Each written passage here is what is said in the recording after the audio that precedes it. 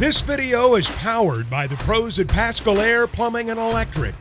Arkansas owned, Arkansas operated. GoPascal.com. Let's bring in Tom because he's the one that posed the question yesterday. Tom, good morning. We were just kind of discussing the first question you asked Coach Pittman about Barry Odom coming down from the box, kind of being there on the sidelines with the young players. Coach said he didn't know if it was going to happen this game or not. What did you make of the decision last week, and do you expect it to be the same way in Provo? Well, by the end of his comment, when Sam Pittman was saying we may do it again because we could have some young guys out there. Now, he didn't commit to say Sam Mbake or Quincy McAdoo playing, but these are, big-time receivers who, in Mbake's case, they're like, hey, you're athletic, you've made tackles as a gunner, you look good, let's try you, can you do it? And Mbake did it. And then McAdoo came to them and was like, hey, man, I want to help. He played DB in high school, and I don't know if they'll fit in, this week or just what, but Arkansas is hurting. And I think the reason Odom went down there is to, you can draw things up on the sideline. You can speak to them face-to-face, coach them up, like, immediately without the whole going through the headphones or the phone deal. So I don't know if it'll carry on or not, but look, they're trying stuff. They're not trying to stay status quo with what they're doing. And I don't know if there's some magic elixir that will help them, get the combo of a good pass rush versus good coverage and better tackling and all that. But it's been a rough deal so far. Tommy, bring up those two freshmen. Do you expect them to play on Saturday?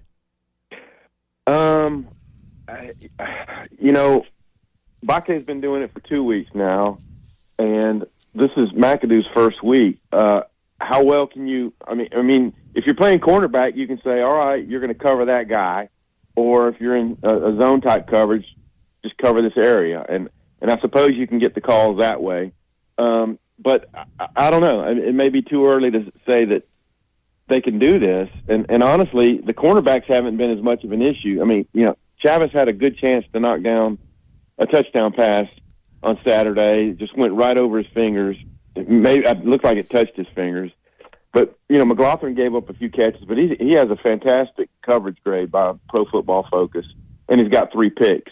So he's kind of been what they said. And I think, they had to move Clark out of necessity, and the kid's willing. The kid was in the right spot a few times. But those Mississippi State backs had some head of steam, and I know on one play at least, Dylan Johnson made him in the A-gap and kind of blew him up and scored a touchdown.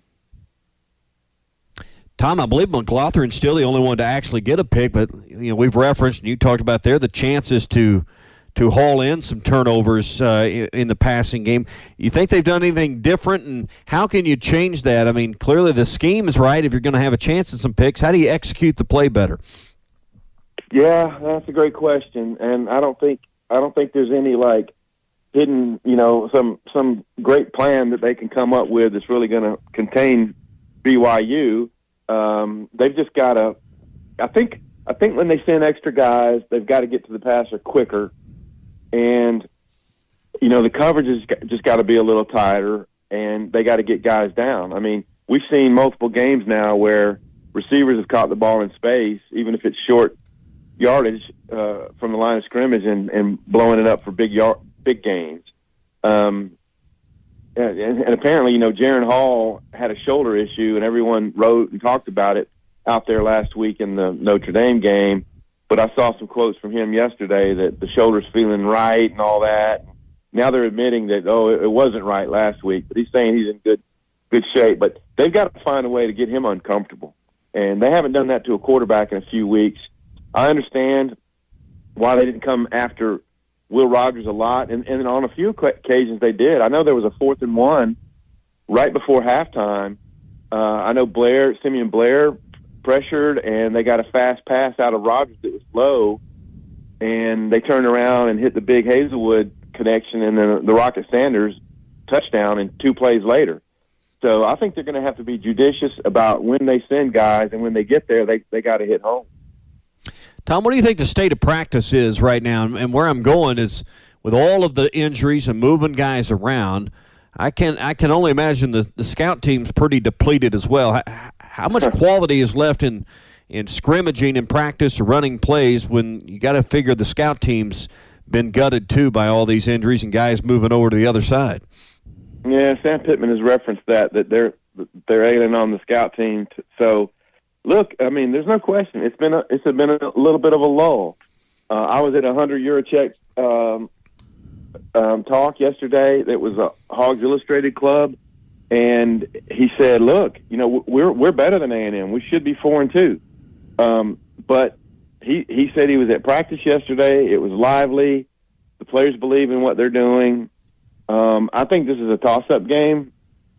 Arkansas has just got to make more plays. The forcing of turnovers has dwindled to, a minimum. I think McLaughlin's pick against Bama on the first series is their only takeaway in the last 3 games. They were getting some fumbles and all kind of stuff the first couple of games. So they got to hit harder. They got to pry the ball free. And I think if that happens, if they win, no matter how they win, then we'll see a refreshed, we'll see a different attitude coming off the bye week going into Auburn. And by the way, I think with KJ back, those short yardage woes last week, those were just crucial, just killers that they couldn't convert. I wrote about it today, how many 3rd and 1s and 4th and 1s they did not convert. And by the way, I went back and looked at the replay of I think it was the 3rd and 1 down on the goal line when Hornsby was at quarterback. He had Matt Landers wide open, and he just got to put the ball on him. I think he was just hurried, and the ball went wide. But that's a play he's got to make. And then some of those run plays, they just didn't fit it real hard, or the backside linebacker or somebody came flying in and prevented them. So they got to be a little bit more creative about how they attack 3rd goal, 4th and goal type situations. Tom, let's stay on KJ Jefferson for a sec. Coming back after not playing last game, which we can only presume to be because he was in concussion protocol. That's the indications.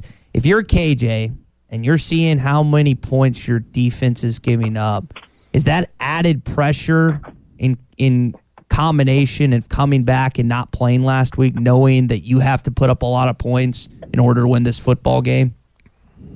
Yeah, I mean, it's pressure, but I mean, the kid lives with pressure. He's one of 14 starting quarterbacks in the SEC, and KJ's dealt with this. There's just been some adversity. The fumble at A&M and that kind of stuff. And honestly, Arkansas' scoring average ought to be higher. I mean, you look at the 2 red zone stops last week. You look at the fumble at the goal line at Missouri State by Rocket Sanders, KJ's. I mean, they ought to have like 5-6 more touchdowns than what they have. So, it's all about just executing your stuff. They need to have some good things happen for them. Falling behind 14-0 the way they did, and then 21-0 against Mississippi State was a bad combo. But whereas teams in the past here, if they were down 21-0 like that on the road, it would have been a shambles. In this case, if they score on that first possession of the second half, it's 27-17 with a ton of time left. And then who knows, maybe one of those tip balls goes your way. Maybe you get a 4th down stop, and they just kept fighting. And, I think they still believe in themselves, and we'll see. I think KJ understands. He just got to be more efficient with the ball, and then good things can happen for the Razorback offense. Tom, I had this question posed to me last night. I want to pose it to you. Has KJ gotten better since last year? Well, his intermediate passing, I think the numbers, I haven't broken it down completely, but I think his intermediate passing numbers are where the questions arise. I'm thinking of a play, Warren Thompson was open at 1st down yardage against A&M, and he just overshot him by a couple of feet. I think there was a real trust factor with Traylon Burks, and that helped lead to he had a great efficiency on deep passes. Well, who's going to get open deep now? I mean, we thought coming out of camp that the receiving core would be okay. Well, now we know Hazelwood's dealing with an AC joint, and you could see after that 68-yard play, his left shoulder was hurting him.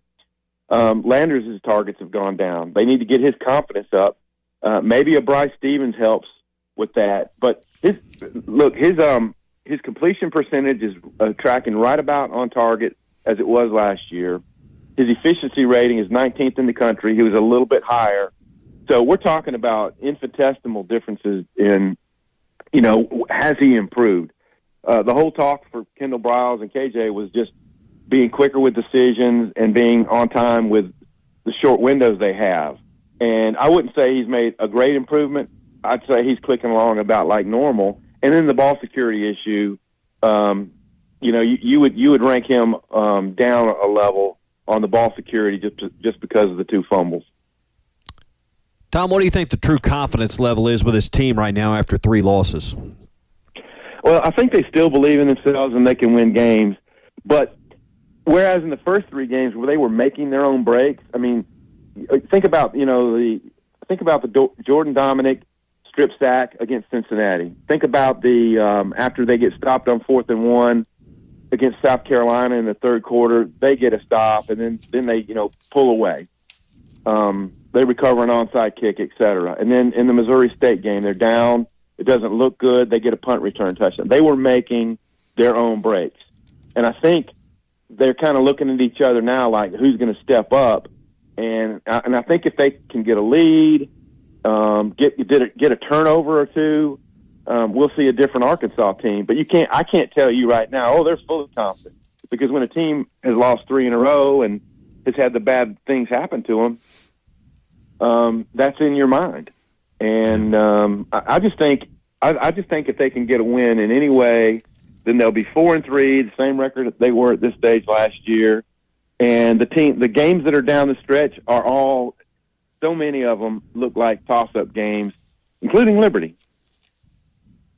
Tom, go ahead, Tommy. When are you traveling to Utah, Tom? When are you getting out here? Well, y'all are already out there, huh? I'm here. I'm in Provo now. Cool. We're going today, but we get in super late tonight, like right when the shuttles are ending to the airport hotel we're at. So we'll have a day tomorrow to do some stuff. I've had a water line leak at my house that I've been dealing with the last 2 days. So this has been a really frantic week. Well, good luck with that. Being a homeowner ain't always what all is cracked up to be, is it? Nah, but man, I had some great neighbors, and we think we've got the problem licked. So it's just been a little bit of a extra deal to have to hang with this week. Tom, we'll leave it there. Hopefully your Atlanta Braves will win that Game 3 and walk away out of the divisional series and head up to the championship series, and you'll be in a better mood after the water issue, buddy.